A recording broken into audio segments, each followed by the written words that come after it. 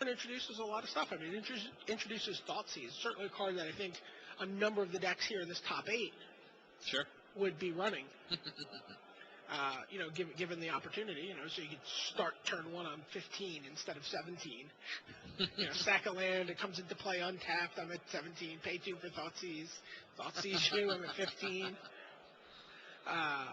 Thoughtseize is certainly the most obvious card that's going to, make its way into some standard decks. I mean, there's obviously what does Thoughtseize do exactly? What's that? Thoughtseize. Thoughtseize is Duress-trasize. Duress-trasize. Yeah. Okay. You can duress or ostracize. Okay. It's 1 black, but it costs 2 life in addition to cast it. Sure. So, it's obviously a very exciting card. I know it's had a ripple of excitement through every constructed format. I mean, right down to vintage players. From standard block constructed all the way down to vintage. Certainly the sort of high level card to come out of that. That people are talking about building decks. But I mean, there's certainly, Tifkin decks. There's just all these tribal opportunities to explore. I mean, the same way we saw a lot of the Ravnica guilds, sort of become this, kind of like landing strip for some deck archetypes. We saw Boros decks and Gruul decks and Rakdos decks. I definitely think you're going to see people exploring the different. I mean, the Merfolk deck seems very. I was about to say, do you have a take on which is the best tribe in standard? Merfolk Beatdown seems really, really exciting. You have that 2/1. I don't remember all the names yet of the cards, but the 2/1 that comes into play when you draw a card. If you reveal another Merfolk, it only costs 2. If you don't, that card's very exciting. There's a UW 2/2 that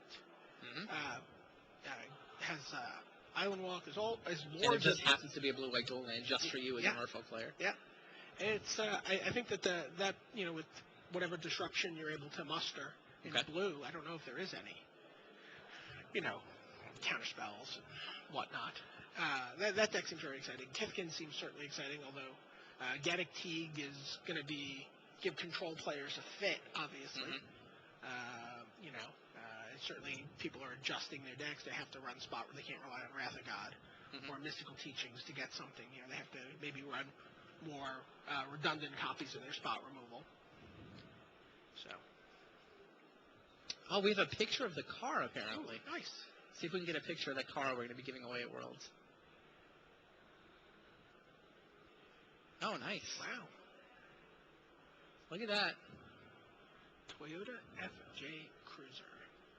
Very cool. You still going to be covering, or are you going to be trying to win the car? I might be at a Northeast Challenge. I'm not very good, though, so I'm pretty sure I'll be covering. I'd be excited if there was a draft challenge. Oh, a draft challenge. All right. I'm sure at least one couple of side events. Yeah, that's true. I can play in side events, too. Maybe. We'll see. Maybe I'll just do the booth. Oh, just the booth? Leave me on my own until Sunday? I could do tournaments. Oh, I could do tournament centers in between side events. Cover the side events instead of the first one? Like Craig Jones. The Field Journal. The Field Journal. Awfully short Field Journal. I just heard Rich Hagon gasp in my ear because he's thinking the same thing. He's thinking about a series of side event podcasts at Worlds. Oh, yeah, I just heard the voice of authority shut down all our big plans. Oh, well. They should let me play at Worlds, right? Yeah.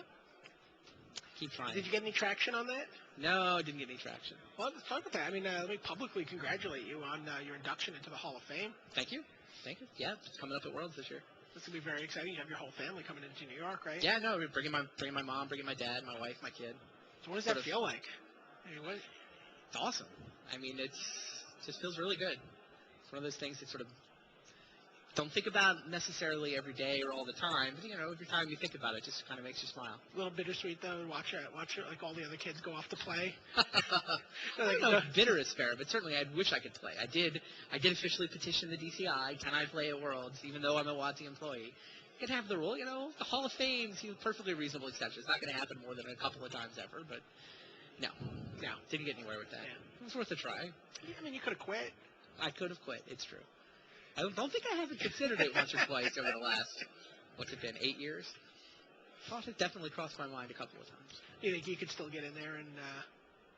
I think my game's rusty, but I think I could get it back in shape. Yeah. I mean, if I had an event to prepare for. I actually offered, I was thinking, the way I was trying to talk them into it was, what if I just take, like, vacation for the month ahead of time? You know? Because if you leave the company, you basically have to wait 30 days, and then you're eligible to play in DCI tournaments again, is the way the rules are set up. It's like, I don't want to leave the company, but what if I took vacation for 3-4 weeks? Yeah.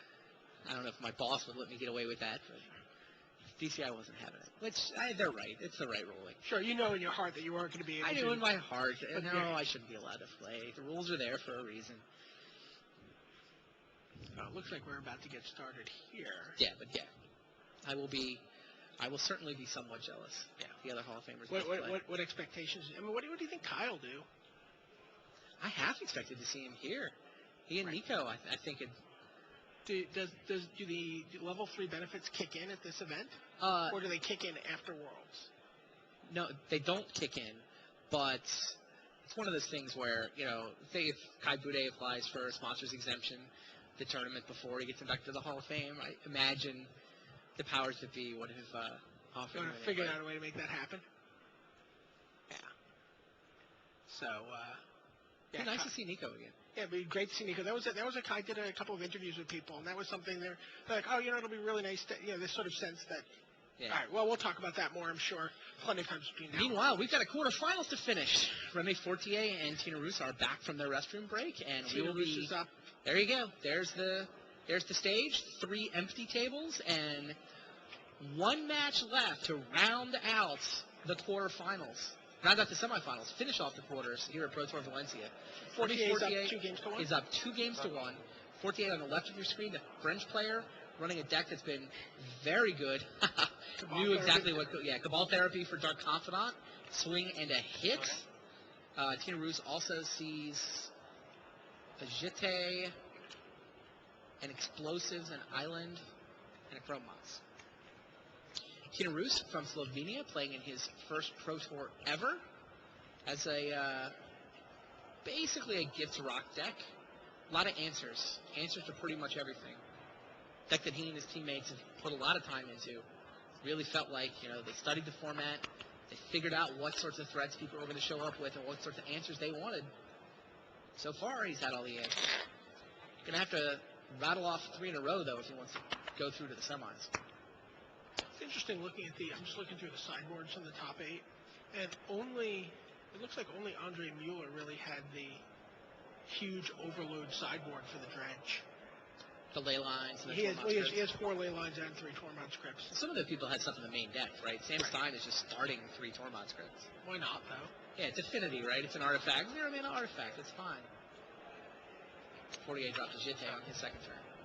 I also saw, I was talking to Steven Menendian, who was playing the Mind's Desire deck. He's playing taps, yeah. And it, you know, Tormod script in there as a Storm Enabler as well. Yeah. You're like, all right, 0 mana artifact. I can drop it on my Storm turn, or I might be playing against Dredge. But, I mean, as you watch these matches, you see, I mean, Graveyard was tremendously relevant. Yeah, on both sides of the red zone in this match, in the last game. True. Both players were relying on Graveyard recursion. So.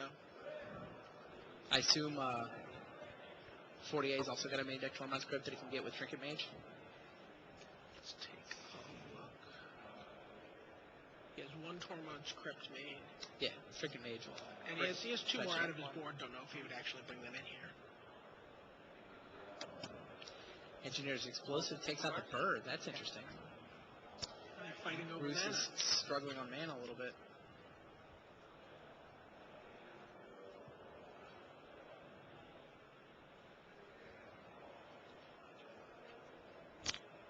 Remy Fortier is only 16 years old. Yeah. He's young.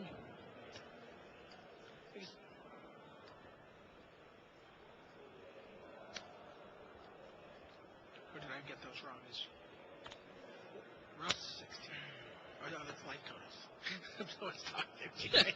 They were giving me the life totals, and I thought it was the age of the players. Everyone's under 20.